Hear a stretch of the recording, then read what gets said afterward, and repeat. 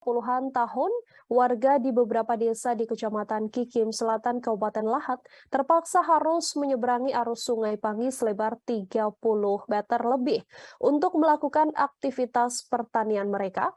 Hal ini terpaksa dilakukan pasalnya tak ada jembatan penyeberangan bagi warga untuk melintas dengan aman.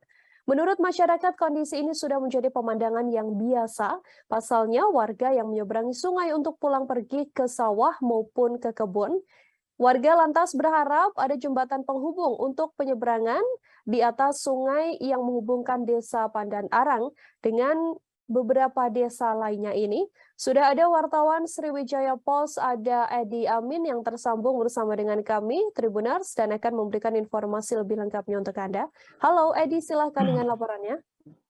Baik, inilah dapat kami sampaikan dari Lahat, Sumatera Selatan, bahwasanya di Kecamatan Kikim Selatan, tepatnya di Desa Beringin Janggut, Kecamatan dan Desa Pandan Arang, terdapat Sungai Pangi selebar sekitar 30 meter.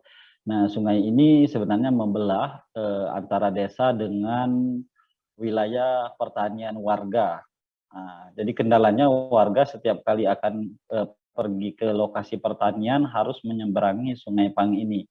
Namun ironisnya setiap kali akan melintas ini warga harus sangat waspada dan berhati-hati karena selain khawatir dengan kondisi arus, warga juga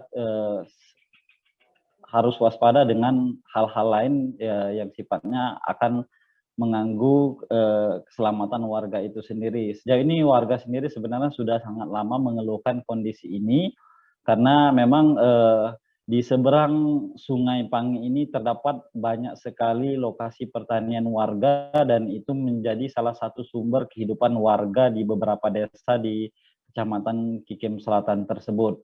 Warga tidak ada jalan lain kecuali melintasi lokasi sungai tersebut.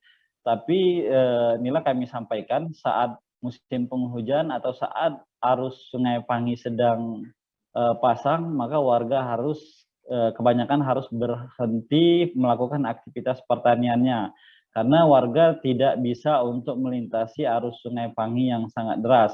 Ada mungkin beberapa warga yang masih nekat melintasi sungai dengan menggunakan alat bantuan seperti ban mobil bekas dan beberapa alat seperti bambu dan lainnya.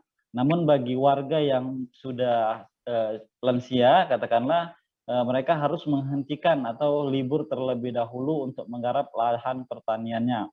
Kondisi ini sangat disayangkan warga terlebih saat musim panen tiba.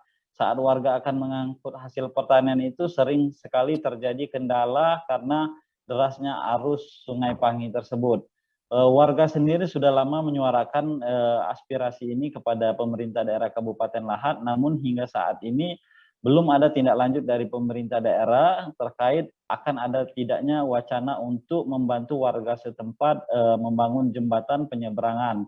Dapat kami sampaikan warga sendiri setiap hari harus melintasi sungai tersebut, baik itu berjalan kaki, menggunakan kendaraan roda 2, dan ada juga yang kendaraan roda 4. Itu jika arus sungai sedang dalam keadaan kecil atau tidak pasang. Namun jika saat musim hujan tiba atau saat sungai sedang pasang, maka dipastikan warga harus berhenti beraktivitas menuju ke lokasi pertanian. Dan kondisi ini tentu akan berimbas kepada pendapatan warga itu sendiri, karena selama air sungai pasang atau sedang naik, maka warga dipastikan tidak bisa menggarap lahan pertanian.